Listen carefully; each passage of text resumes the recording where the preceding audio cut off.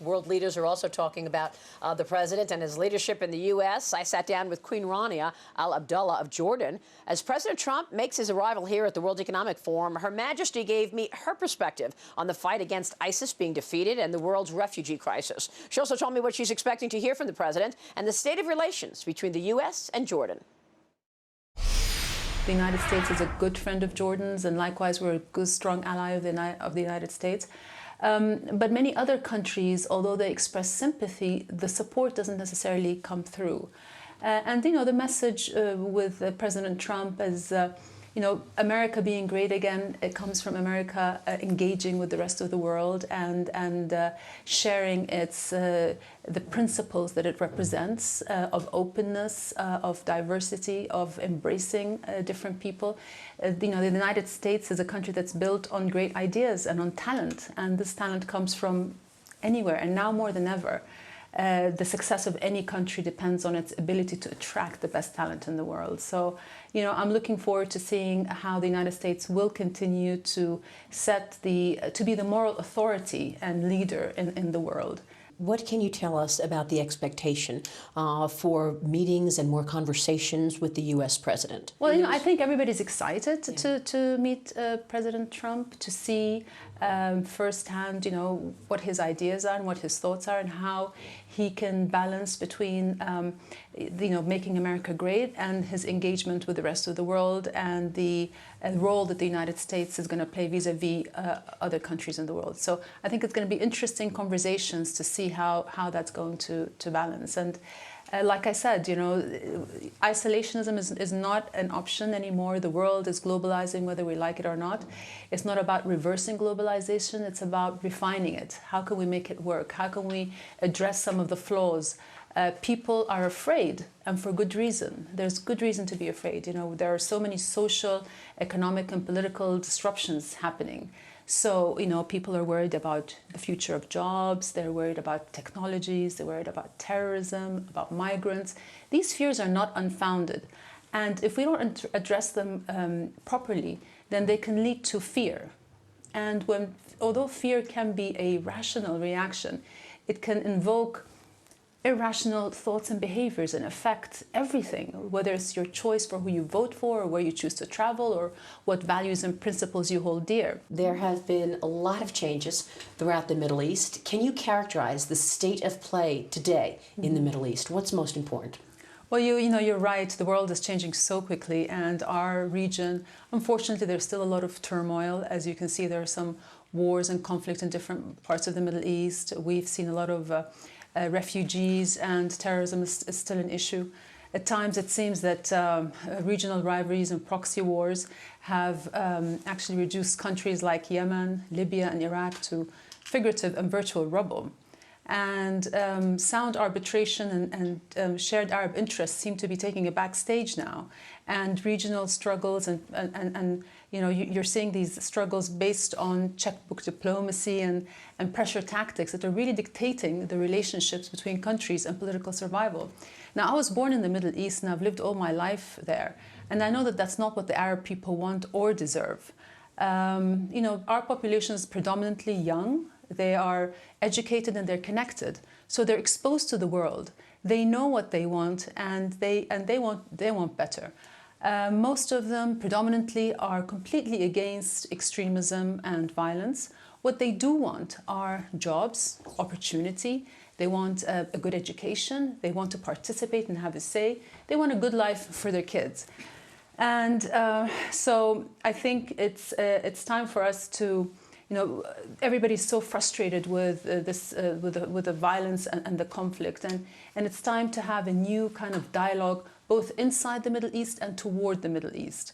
A dialogue where we measure success by closing the human dignity deficit in the Middle East, where we measure winning by the number of jobs created, the number of opportunities of innovative productive innovations, and not just by political influence. And so I really think it's time for us to get off of this crisis and conflict arc that we've been on for a long time.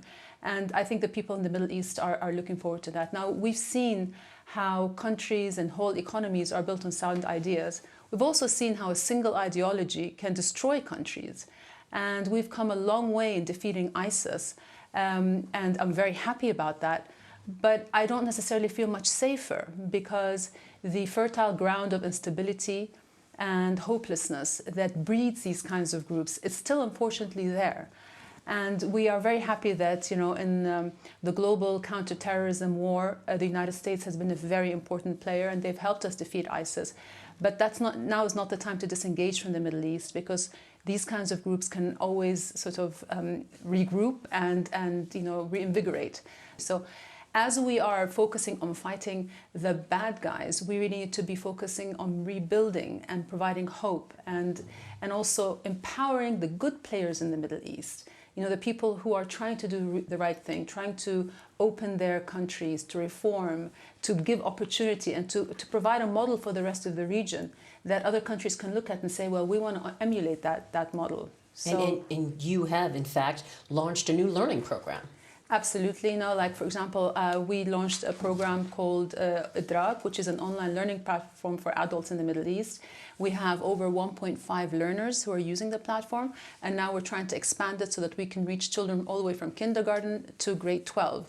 And so that will give children, even in Yemen or in Syria, who don't have access to schools, it'll give them an opportunity to catch up and to have access to world-class learning. And hopefully that will change the trajectory and tip the scales in our region towards just a more hopeful future.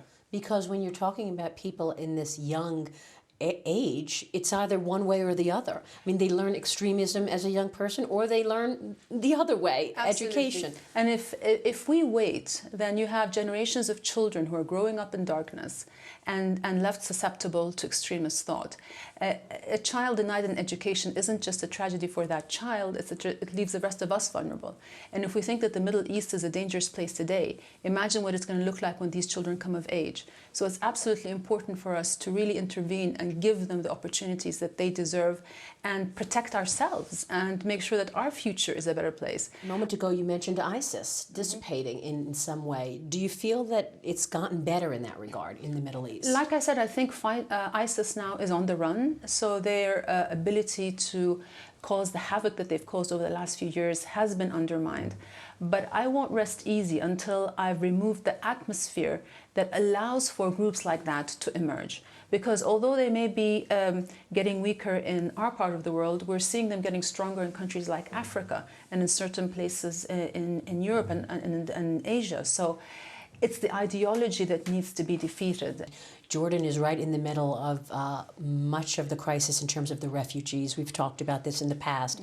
What can you tell us in terms of the status of the refugees? You had said a long time ago that you wanted to make sure that there was proper housing, a proper place to answer this and have a solution to the refugee crisis. Well, the refugee crisis is an issue that the whole world has to grapple with. Around the world today, there are 65 million people who are displaced because of conflict and persecution. 90% of them end up in developing countries. So the countries that are least equipped to deal with this issue end up having to shoulder the majority of the problem. And Jordan has had its fair share. We've received 1.3 million refugees, and that has had a devastating impact on us, because again, only 10% of them are in camps. The rest are in our towns and cities. So that's had a tremendous impact on our infrastructure, our resources, services like schooling and hospitals. Our people have had to pay the price for this and share what little they have.